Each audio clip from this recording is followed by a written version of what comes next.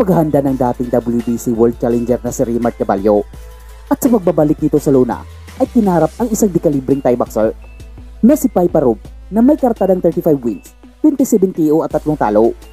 At habang ang tinaguri ang assassin ay may kartadang 26 wins, 21 KO at 1 talo. Ang labang ito ay dito ginanap sa Pilipinas na isang 10 round na bakbakan sa bantamweight division. Okay, I already gave you your instructions in the dressing room and obey my commands at all times. Protect yourselves at all times. Touch gloves. May the best man win.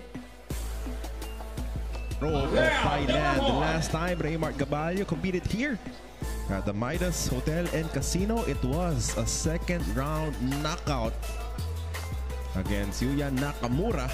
Will we see another Gabalio classic stoppage here today? Siyempre, yung malaking difference, no? He was already... Oh, wow! Body submission from Reymart Gabalio. Great call there, Carlo.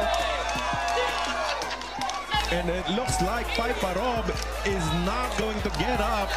And that will do it. That was quick.